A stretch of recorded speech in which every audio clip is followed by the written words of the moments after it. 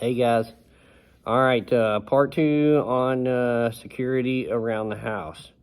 Now, what I need you to do is read between the gray lines here. I'm going to show you some small animal traps that I use here around the farm, and all of these traps are available in a much larger size. All right, so all you got to do is use your imagination a little bit, and what works for 4-legged critters also works for 2. You just need to get a bigger size. All right, and most of these are readily available at your local hardware store, your feed store, or you can order them online if you can't find them locally. They still should be readily available. Now, a few things go along with this, but on the 4-legged predator side of it, let me see. This is known, around these parts at least, as just a standard foot trap. And I think this one is about 15 pounds, which means when those jaws close right there, you're going to get about 15 pounds of force exerted on typically an animal's leg. And the way this trap works is it sits flat on the ground like this. You see this pad right there in the middle, and this trap is hot right now, all right? So I'm going to try and do this hurting myself. But that little pad right there in the middle with the V on it is the step pad. That's the trigger. Basically, when the animal steps on that right there, these jaws are going to close on its leg. This is a single spring trap. This is just spring steel right here. It's held in place, leverage against these two things right here. These jaws. Here is your little trigger mechanism right here. Can be set. Again, the foot pad there in the middle. All right. So when the animal steps on that, it's going to close in on its leg. This spring is going to spring up on these straight jaws and lock it into place where it cannot get out. Now, I have seen animals chew their own leg off to get out of these traps. It is possible, and it does happen. But this trap can be sized up. I think the largest one I've seen is about 120 pounds. They make some of these actually for bear.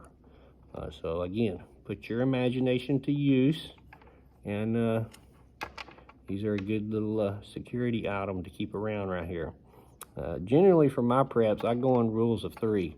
Is the item usable for 3 different situations? Is it going to provide me 3 answers to a problem I may have? This trap is predator control. It can provide you food and also security. All right, again, just a standard foot trap. Now, let me show you how this thing works. Sitting on the ground flat. Basically, the best way to bait these, if you're baiting, is to have a bait over the top of this. Generally a foot or 2 foot off of the ground, out of the animal's reach, to where when it comes scurrying in, it's going to look up to try and get that food. And when it does, it's not going to be paying attention to this trap around on the ground. Different animals, different bait. Around here, coons, marshmallows, cat food, sardines seems to work pretty good. Now, there is not a lot of trapping that goes on in Texas, so most of the animals fear not the smell of this trap. If you're in an area that has lots of trapping in it, people still do trapping. You're going to want to clean these traps. You're going to want to boil these traps in water. You can throw pine needles in there to get your scent off of it. And basically, you want to handle these with gloves. You don't want any human scent on these traps. But again, where I am, there's no trapping. The animals aren't afraid of steel. The smell doesn't bother them. And generally, if they get near this trap one time, they get caught. All right? Again, the trap is sitting flat on the ground. Make sure that your levers are nice and flat out. You got the bait in, animal comes along, steps on this little trigger, and he is caught. And you see how that spring goes up right there and locks into place? That animal ain't gonna get out of that trap, all right? And remember, these come in large sizes. This is basically the same thing, but this is a double spring trap. you got springs out here on the end, one on each side. It's a more forceful trap. 1 3/4, 1 3/4. I would say this one probably puts out about 35 or 40 pounds of pressure whenever these jaws close. I'm not going to set it for you, but basically you're pulling these down under tension. The jaws there will open, and you set your trigger mechanism back in here the same way. It's just a little foot trap, goes underneath. Pull that up when it's under tension, and it will stay. When the animal hits it, releases the trap. That's all under tension, and he's caught. Again, just another foot trap. These are available in large sizes. All right, that's what you need to get out of this. These work when you can't, when you're asleep, when you're away, when you're not paying attention. These work. This is what's known as a conibear trap. And these traps right here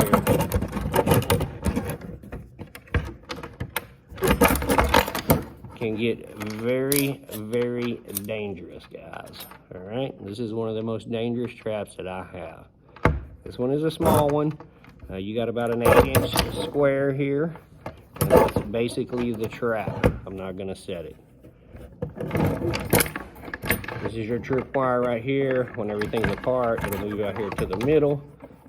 All right, you got a trigger right here. These bars come together, and it's set through this trigger.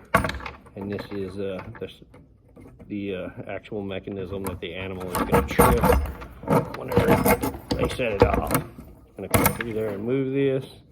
Your springs, again, are in this steel out here. This is spring coil steel. I believe this one is about 110 pounds. All right. When this trap is set and it closes, this is a kill trap. It will kill anything that will fit through that square hole right there, 8 inches by 8 inches. All right. These are available in a much larger trap size. Conibear. Look for them. Get all that you can. The larger, the better. If a two-legged predator was to come along, you want it big enough that that foot is going to go through there. All right. You dig a little hole. You set this trap on top of that hole. Somebody steps in that hole. I guarantee you a 220 conibear or a 330 conibear is going to snap their leg. And they are not going to get out of that trap. There is a special tool that is used to actually open, disengage, and engage this trap. And without it, you're not going to be getting out of it, especially with a broke leg. But everybody's going to know you're there too. Okay? Conibear, large sizes, big enough to get your foot through. Little hole, works great.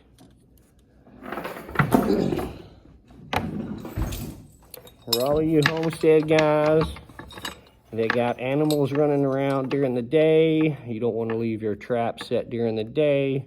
And trust me, chickens will find your traps and they will get into them. So if you're going to set out traps like that at night for predators, you need to go back and unset all of your traps in the morning so that your chickens don't find them. Because miraculously, they've been watching where you're going and they're going to go straight to that trap and they're going to get caught.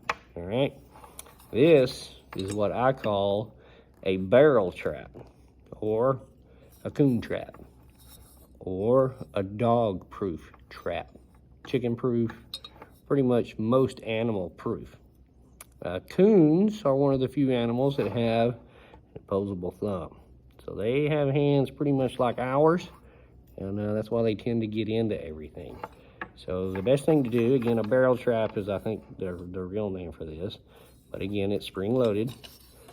You squeeze all of that down in there. This is your mechanism here that locks it into place.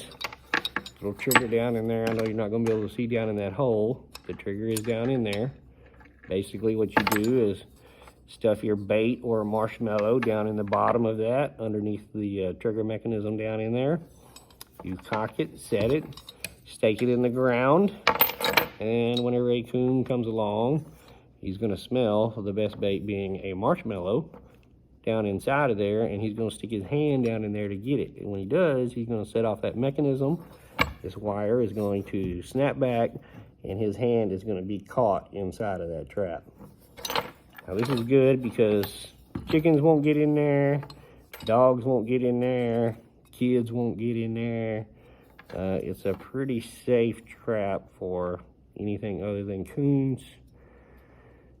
Possums, you might be able to get some mink and things up north that might get in there, but really even squirrels don't want to mess with it. But this is a good little trap, barrel trap, and it works really great, guys.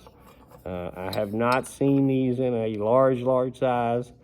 I don't know that any two-legged predators would want to stick their head or anything in there. So this design might be out, but the other designs, as well as many bushcraft designs on traps, are conceivable for large prey security around the house.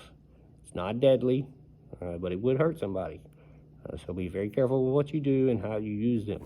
Always be safe, especially if you got kids and animals around.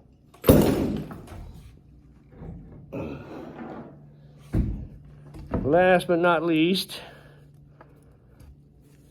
snares. Snare wire.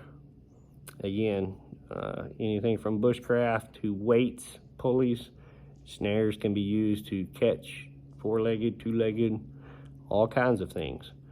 If you apply a little bit of ingenuity with some pulleys, enough line, and snares, you can catch just about anything.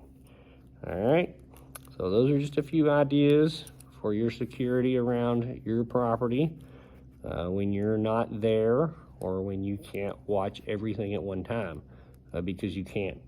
That's why it's going to be important for you to have numerous people with you at your location should the time come that you feel it's time for your family to get out. Everyday security, be prepared. You never know what's going to happen, but when things really kick off, I hope that y'all have a plan. I hope that y'all have some people that are going to come together for each other, because we're going to need it. Just between the security, the gardening, the mechanical repairs, the everyday life, the washing the clothes, the hauling the water, the cooking, all of that kind of stuff, you're going to need many people to get it done. And security is just one aspect of that. So I hope these little things that I've shown you can help. They do. If you can find the right size. Again, it has multiple uses: predator control, security, and they can provide you food if you know how to work them. So look into some traps. They should be readily available for you. You can email me personally on my email. It is on my About page, and I will try and answer some more direct questions. I don't want to get too crazy here on YouTube, but I can answer some questions for you, tell you what I do, what I use, maybe some of the places I go to get them. Other than that, hit that subscribe button down below, like it, share it out. Let everybody know, guys, we got to help each other. We're all we got. All right, thanks for watching. Appreciate it.